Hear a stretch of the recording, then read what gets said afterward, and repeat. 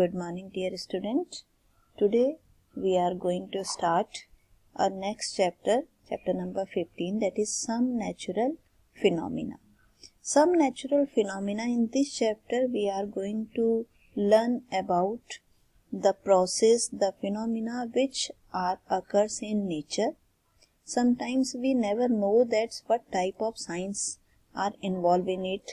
For a simple example, बचपन से जैसे आप देखते आ रहे हैं कि हम अपने कपड़ों को जो है वो धूप में सुखा देते, धूप में डाल देते हैं, देन वो सूख जाते हैं और आप उन्हें फिर समेट लेते हैं. तो अब अगर हम इसको साइंटिफिकली देखें तो इसमें कौन सी प्रोसेस इन्वॉल्व होती है? इसमें साइंटिफिक प्रोसेस इन्वॉल्व होती है इवेपोरेशन. ठीक, वाटर जो है वो इवेपोरेट होता है, एटमॉस्फेयर में जाता है, क्लाउड फॉर्मेशन होता है, क्लाउड फॉर्मेशन से फिर दोबारा से रेनफॉल होकर के वापस अर्थ पे आ जाता है, वाटर साइकिल फॉर्म होती है. तो इसी तरीके के बहुत सारे नेचुरल फिनोमिनास हैं जो हमारे सराउंडिंग में होते हैं और वो किसी ना किसी साइंटिफिक प्रोसेस से रिलेटेड होते हैं. जैसे आपने क्लास 7th में साइक्लोन पढ़ा, क्लास 7th में विंड वाला जो चैप्टर आपका था, विंड, स्टॉर्म एंड साइक्लोन, तो वो भी एक क्या है, एक नेचुरल फिनोमिना है. बेसिकली हम यहाँ पे कौन से नेचुरल फिनोमिना पढ़ने वाले हैं? जो कि डिस्ट्रक्टिव फिनोमिना है. डिस्ट्रक्टिव फिनोमिना मीन्स कि जो जिनसे लाइफ को, प्रॉपर्टी को लॉस होता है, these phenomenas are known as destructive phenomena. ठीक है. तो चलिए let's start some natural destructive phenomena. So some natural destructive phenomena are cyclone, lightning and earthquake.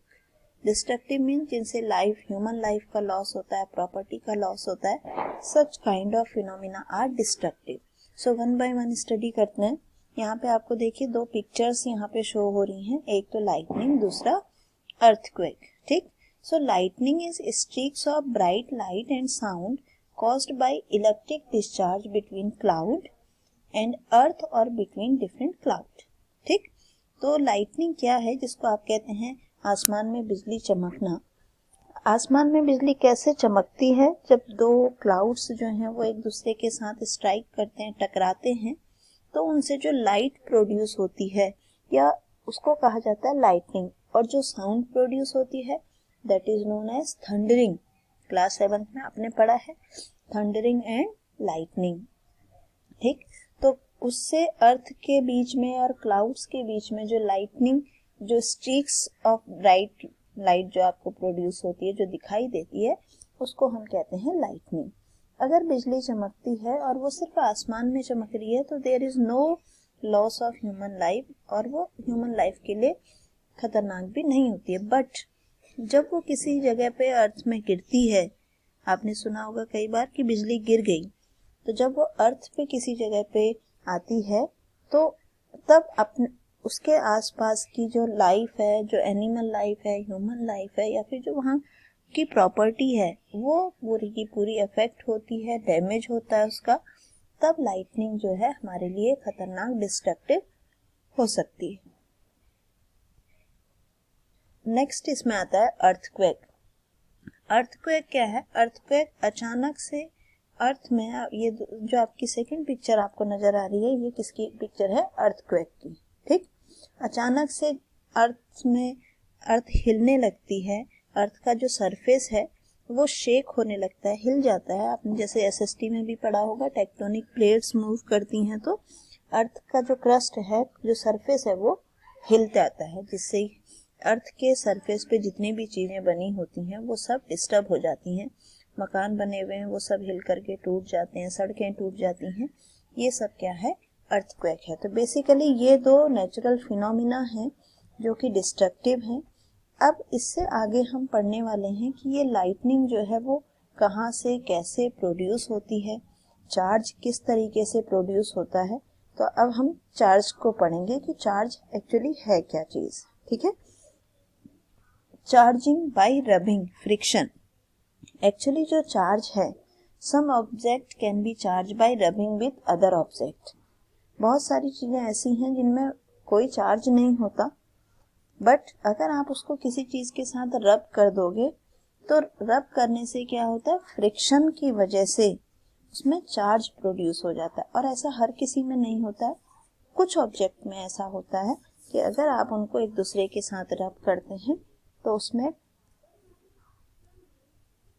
Friction की वजह से चार्ज प्रोड्यूस हो जाता है। एग्जाम्पल जैसे आपको देखो नीचे फिगर दिखाई हैं बहुत सारी। एक आप ये रिफिल का फिगर ये देख लें, प्लास्टिक की रिफिल है। इसको अगर आप किसी भी फर के कपड़े से या फिर सिल्क के कपड़े से अगर इसको आप रब करते हैं तो इस पे चार्ज आता है। इसी तरीके से ये आपका कॉम्ब है, कॉम्ब को आप अपने हेयर्स के साथ रब करते हैं तो वो पेपर के जो छोटे छोटे पीसेस हैं उनको अपनी तरफ अट्रैक्ट करने लगता है। ये आपने शायद एक्सपेरिमेंट किया भी होगा। तो जो किसी भी ऑब्जेक्ट को रब करने से जो चार्ज आता है that charge is known as static charge. ठीक, क्योंकि ये मूव नहीं करते इसलिए इनको कहा जाता है स्टैटिक चार्ज। लेकिन जब चार्ज मूव करता है एक जगह से दूसरी जगह then it is known as electric current. और इलेक्ट्रिक करंट क्या होती है, current is the motion movement of charge, लेकिन किसके थ्रू, कंडक्टर के थ्रू। इंसुलेटर के थ्रू चार्ज मूव नहीं कर सकता इसलिए इलेक्ट्रिक करंट जो है वो पास नहीं होती है। ठीक है, ये देखिए ये एक एग्जांपल यहाँ पर आपको दिखाया है। इसमें देखो एक येलो कलर का बलून दिख रहा है और एक बच्ची दिख रही है। तो इस फिगर को देख करके हम क्या समझ सकते हैं, अब आप देखो अगर आपने बलून को फुलाया है तो वो ऐसे ही दीवार पे चिपक जाता है, या फिर देखो इस बच्ची के जो बाल हैं वो बलून के साथ अपने आप क्या हो रहे हैं, अट्रैक्ट हो रहे हैं। जैसे आप बलून को थोड़ा सा हाथ से रगड़ लेते हैं, किसी कपड़े पर रगड़ लेते हैं तो वो आसानी से दीवार पे भी चिपक जाता है और उस पे आपके बाल भी आसानी से चिपक सकते हैं, क्योंकि उस पे क्या होता है, चार्ज आ जाता है, फ्रिक्शनल चार्ज आ जाता है। फ्रिक्शन की वजह से कोई ना कोई चार्ज आ जाता है तो वो दूसरे ऑब्जेक्ट को अपनी तरफ अट्रैक्ट करने लगता है। ठीक, अब इसके बाद types of charges and there interaction. Generally जो टाइप चार्जेस हैं आपने पिछली क्लासेस में भी पढ़ा है, टू टाइप्स ऑफ चार्जेस होते हैं। They are positively charge and negative charge. Two charge body में अट्रैक्ट, दो चार्ज बॉडी हैं वो अट्रैक्ट भी कर सकती हैं, रिपेल भी कर सकती हैं। जो सिमिलर चार्ज होते हैं they always repel, plus plus होंगे तो भी रिपेल करेंगे, माइनस माइनस होंगे तब भी रिपेल करेंगे। और जो अनलाइक चार्जेस होते हैं वो हमेशा एक दूसरे को अट्रैक्ट करते हैं। ठीक है, तो ये आप इसको पूरा आप नोट्स के फॉर्म में लिख लोगे। ठीक है, फिर इसके बाद अगले वाले वीडियो में मैं आपको यहाँ पे इससे रिलेटेड एक्टिविटीज और इससे रिलेटेड आगे की पोर्शन जो है वो हम अपने नेक्स्ट वीडियो में पढ़ेंगे। ठीक है बच्चों, थैंक यू।